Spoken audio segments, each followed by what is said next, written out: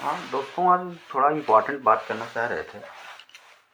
Actually आम तौर पे जो लड़के हैं हमारे, जो एग्ज़ाम देने जा रहे हैं 10th का 12th का, उनको जो है थोड़ा ये यूनिट्स का जो हमारा लिखने का तरीका है, या ट्रिग्नोमेट्रिकल रेशियो लिखने का जो तरीका है, उसमें थोड़ा सा हमको लगता है कि कभी कभी जो है गलती कर जा रहे हैं। तो आज मैं इसी पर डिस्कस करूँगा कि गलतियाँ कहाँ कहाँ हो सकती हैं, हम उसको कैसे जो है मिनिमाइज कर सकें। और गार्जियंस को मैं ये सजेस्ट करता हूँ कि अपने लड़कों के शेयर ज़रूर करें बच्चों को, और अगर उनको पता है तो ठीक है, अच्छी बात है, नहीं हुआ है तो अपडेट कर दें उसको, नहीं तो बोर्ड में नंबर ज़रूर कट जाएंगे अगर इसको इग्नोर कर दिए तो। इसलिए प्लीज़ इसको ये वीडियो ध्यान से देखिए और इसको अपने बच्चों से शेयर ज़रूर करिए, खास करके 10th और 12th वालों को।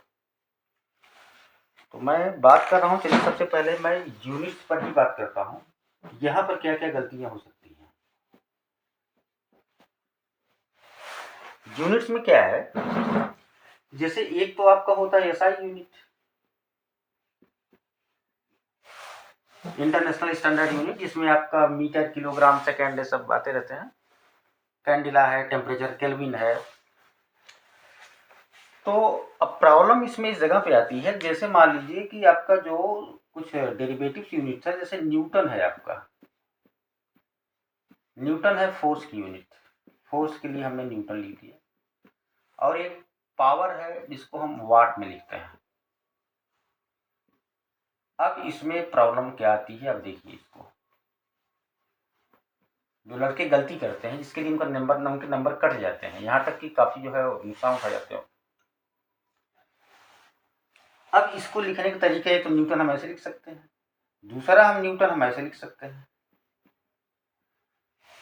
तीसरा हम उसको एक कैपिटल लेटर में से लिख देते हैं, एक सिंगल अल्फ़ाबेट में, और चौथा हम उसको सिंगल में लिखते हैं लेकिन स्मॉल लिखते हैं।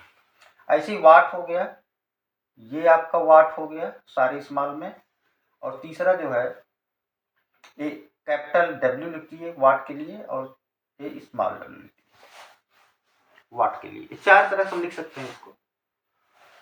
तो अब इसमें सही कौन सा है, हम ये न्यूटन को लिखें या इसको लिखें, इसको लिखें, इसको लिखें। देखिए इसमें जब भी कोई यूनिट किसी साइंटिस्ट के नाम पर होती है तो सारे उसके अल्फ़ाबेट, ये सारे अल्फ़ाबेट उसके जो है स्मॉल में होते हैं। ये आपका सही है और ये आपका सही है, ये गलत है, ऐसा आप नहीं लिख सकते हो, एक नंबर पूरे कट लेंगे। और अगर एक डिजिट में लिखना है एक डिजिट में लिखना है तो आप जो है कैपिटल में लिखिए उसको। ये दोनों सही हैं, ये गलत है, ये गलत है।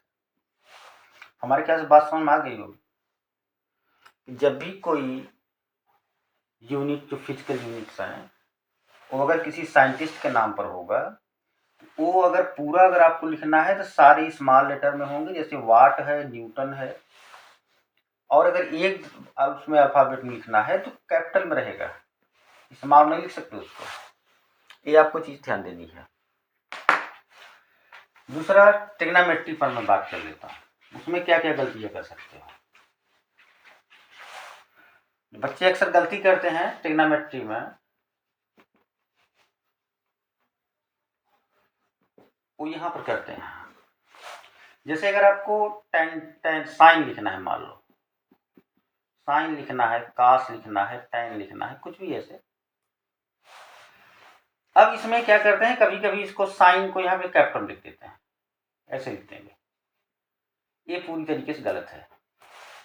मतलब ट्रिग्नोमेट्रिकल जो रेशियोज होंगे ये सारे के सारे हमेशा स्मॉल लेटर में होंगे, स्मॉल लेटर। कैपिटल में अगर आपने कोई भी अगर अल्फ़ाबेट का यूज कर दिया तो तुरंत जीरो करने की वो है, कर सकता है एग्जामिनर। नेक्स्ट चीज इसमें क्या है कि अगर ट्रिग्नोमेट्रिकल रेशियो के बाद डायरेक्ट अगर थीटा आ गया तो इसका पूरा नाम नहीं लिखा जाएगा। मतलब इसका पूरा नाम तो साइन होता है ना, SINE, और कास का कोसाइन होता है। ऐसे इसका टैन का टैनजेंट होता है। मतलब इसको हम साइन थीटा लिखेंगे और साइन थीटा नहीं लिखेंगे, SINE, ध्यान रखना हमको। साइन थीटा लिखेंगे लेकिन एक SINE नहीं लिखेंगे। इसी तरह से कोसाइन कास थीटा तो लिखेंगे लेकिन कोसाइन थीटा नहीं लिखेंगे। इस तरह tan का है तो tan थीटा तो हम लिख सकते हैं लेकिन टेंजेंट थीटा नहीं लिख सकते हैं, जबकि पूरा नाम इसका टेंजेंट थीटा है। ये गलत है, ऐसे आप लिखोगे, उनके रूल हैं अंग्रेजों के। एक चीज और इसमें शेयर करना चाह रहा हूं,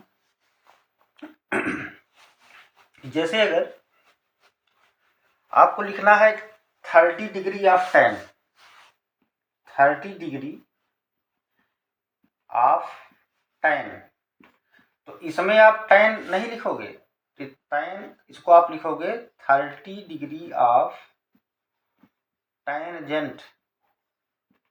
अंतर समझ में आ गया? अगर एंगल पहले आप लिखते हो तो पूरा नाम लिखा रहेगा, ये सही है, ये गलत है। ऐसे आपका थीटा डिग्री ऑफ साइन लिखोगे, SINE, कभी भी इसको SIN नहीं लिख सकते हो। ये चीजें आप ध्यान रखिएगा।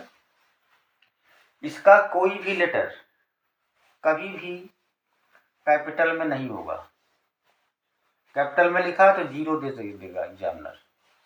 ये चीज़ें जो है आप अपने स्पाउस जो भी हो, अपना जो भी आपके बच्चे हों जो पढ़ने जा रहे हों किसी भी क्लास में, इंटर में भी हो, तो भी आप बता जरूर दीजिए, ऐसे आप करिए। और कहीं आप देख भी लीजिए किताबों में, चाहे जितना आप देखेंगे सब में चाहे यूनिट अगर लिखा होगा किसी साइंटिस्ट के नाम पे तो सारे लेटर जो है उसमें स्मॉल में होंगे, पूरा नाम लिखा होगा, और एक ही लेटर लिखा हो तो कैपिटल में होगा। नाम कैसे, न्यूटन आपको लिखना है तो उसका नाम ही अगर लिखना है तो न्यूटन तो कैपिटल से होगा, लेकिन अगर यूनिट में यूज हो रहा है तो स्मॉल सारे होंगे, ध्यान रखिएगा। नेक्स्ट थिंग, हम थोड़ा सा ट्रिग्नोमेट्री को हम आगे बढ़ाते हैं। इसमें हमें, क्योंकि ये पूरा का पूरा हम इंटर का 11-12 खास करके इसको हम पूरा, अगला वीडियो बनेगा उसमें जाएगा, तो पहले मैं इसका जो है बेसिक थोड़ा फिर से आपको रिफ्रेश कर देते हैं। पिछले उसमें दिया था मैंने, कुछ और चीज़ें बता देते हैं इसमें। ठीक, हमने इसमें पिछले वीडियो में बताया था कि एक पूरा एक पॉइंट के अराउंड हमारा बनता है 360 डिग्री। इधर हमने कहा था कि एंटी क्लॉकवाइज आपका पॉजिटिव होता है और क्लॉकवाइज अगर आप लेते हो तो नेगेटिव एंगल लिया जाता है। अब इसके पीछे भी रीज़न है कि क्यों, जो हमारे पहले पुराने वो बुजुर्ग लोग साइंटिस्ट थे, वो बड़ा इसके पीछे खोजबीन करके तब इसको ऐसे लिखे हुए हैं कि एंटी क्लॉकवाइज पॉजिटिव होगा और क्लॉकवाइज नेगेटिव होगा। एक्चुअली इसके पीछे रीज़न है कि हमारा जो अर्थ का रोटेशन है अपने एक्सिस पर हमेशा वो एंटी क्लॉकवाइज होता है। आप डेली उसमें लाइफ में भी इसको देख सकते हो। जैसे अगर कोई मान लीजिए कि इसी सर्किल पर दौड़ रहा है, ऐसे कोई एक मान लो रनर है, एथलीट है, वो दौड़ रहा है, तो वो देखेंगे आप कि हमेशा जो है वो एंटी क्लॉकवाइज जो मुड़ना उसके लिए आसान होगा, ऐसे ऐसे मुड़ना उसके लिए मुश्किल होगा। ये जैसे कोई मेट्रो जा रही है मान लो, तो मेट्रो जा रही है तो आप मेट्रो की डायरेक्शन अगर ये है तो आप इधर तो चलना आपके लिए आसान होगा, लेकिन इसके अपोजिट आपको मुश्किल होगा। तो एक तो ये हमारे पास है कि प्रूफ की जिधर अर्थ घूम रही है उधर ही घूमना हमारे लिए आसान, इसका मतलब एंटी क्लॉक घूम रही है इसलिए हमको एंटी क्लॉक घूमना हमारे लिए आसान होता है। सारे जो ट्रैक बनाए जाते हैं वो हमेशा एंटी क्लॉकवाइज के लिए बनाए जाते हैं, एथलीस्ट के लिए। दूसरा एक आपका ये देख सकते हो कि जो ये सनराइज और सनसेट होता है हमेशा उसमें क्लॉकवाइज ही सन जाता है। इससे हमें ये पता लगता है कि घूम तो रही है पृथ्वी, इसका मतलब कि उसका अपोजिट है, सन तो अपनी जगह पर फिक्स है, तो अपोजिट जो पृथ्वी घूम रही है वो एंटी क्लॉकवाइज घूम रही है। इसका मतलब कि हम एंटी क्लॉकवाइज को हम पॉजिटिव लेंगे और क्लॉकवाइज को नेगेटिव लेंगे। ये तो हमारे लिए ये हो गया। इसमें थोड़ा सा और ये रिफ्रेश कर दें, बस आपके छोटा सा वीडियो मैं ख़त्म करता हूँ। और कल जो है आपको, मुझे चूँकि थोड़ा सा पेन है दांत में, 2-3 दिन से ऐसा हुआ है, आज मैं थोड़ा सा भी जो है सूजन है इसमें, तो ज़्यादा बोलने का मन नहीं कर रहा। तो एक चलिए मैं आपको ये दिखा देता हूँ इसमें कि किस तरह से हम जो है दोनों को कोरिलेट करेंगे। एक क्लास 10th में हमने बताया था कि जो एंगल की यूनिट होती है वो डिग्री एक होती है, और दूसरा जो इससे छोटा आपका मिनट होता है, और इससे छोटा आपका सेकंड होता है। रिलेशन क्या था इसमें, 1 degree equal to 60 minute, minute को हम ऐसे लिखेंगे, और 1 मिनट इक्वल टू 60 सेकेंड। इसको हम मिनट में एक लाइन देखते हैं, इसको 2 लाइन में से लेते हैं। इसमें एक रिलेशन है। एक ये था कि एक पॉइंट है, उसके अराउंड अगर कोई चीज, अच्छा एंगल को जो आप डिफाइन किए थे पहले, इस पर थोड़ा सा बात कर लेते हैं। एंगल क्लास 10th तक आपका सिर्फ इतना ही आपका इसमें एंगल के लिए है कि अगर दो नॉन पैरेलल लाइंस हैं, एक दूसरे को किसी पॉइंट पर इंटरसेक्ट कर रही हैं, तो इन दोनों लाइन के बीच का जो इंक्लिनेशन होगा, inclination between the two non parallel lines is called angle. तो इनके बीच की जो इंक्लिनेशन है, झुकाव है, उसी को हम एंगल कहते हैं। लेकिन अब 11-12 में आप जाओगे तो थोड़ा सा डिफिनेशन चेंज है। उसमें चेंज ये है कि आप देखते हो जैसे कोई हम एंगल बनाते हैं तो उसमें जो है हम ऐसे आर्क टाइप बनाते हैं। आर्क मतलब पार्ट ऑफ सर्कमफरेंस, कोई सर्किल है, इसका जो कोई पार्ट अगर हम ले लें, इसी को हम आर्क बोलते हैं, ARC। और यहाँ से सेंटर से इसकी डिस्टेंस होती है, इसको बोलते हैं रेडियस। तो 11th या 12th में आर्क और रेडियस के रेशियो को हम बोलते हैं एंगल, और इस जगह पर इसकी जो यूनिट होती है वो होती है हमारा रेडियन। रेडियन को हम C से लिखते हैं। अब दोनों में हम एक रिलेशन देख लें, फिर आपका काम हो जाएगा, कल पूरा पूरा सब खत्म हो जाएगा। मतलब आर्क अपॉन रेडियस के रेशियो को ही हम एंगल बोलते हैं, इंटर में कहोगे। और हाई स्कूल में कहोगे कि उसका दो नॉन पैरेलल लाइंस जहाँ पर इंटरसेक्ट कर रही हैं, उसके दोनों के बीच की इंक्लिनेशन को, झुकाव को ही हम एंगल कहेंगे। तो जरा दोनों का हम रिलेशन देख लेते हैं। अभी जानते हो कि मैक्सिमम जो एंगल बनता है किसी भी पॉइंट के अराउंड, इसको इन्होंने मान लिया है 360 डिग्री। 360 डिग्री एंगल सब कुछ कर लिया गया है। अगर मैं इससे निकालूं तो क्या होगा कि ये यहाँ से अगर यहाँ पर आता है, पूरा अगर कंप्लीट साइकिल यहाँ से चलता है फिर यहाँ पे आता है, तो 360 डिग्री बनाया। अगर मैं इस आर्क अपॉन रेडियस के उसमें देखूं तो ये क्या हो जाएगा, आर्क हो जाएगा आपका 2πr, सर्कमफरेंस मैक्सिमम कितना होगा 2πr, इसकी सर्कमफरेंस के बराबर। तो 2πr रेडियन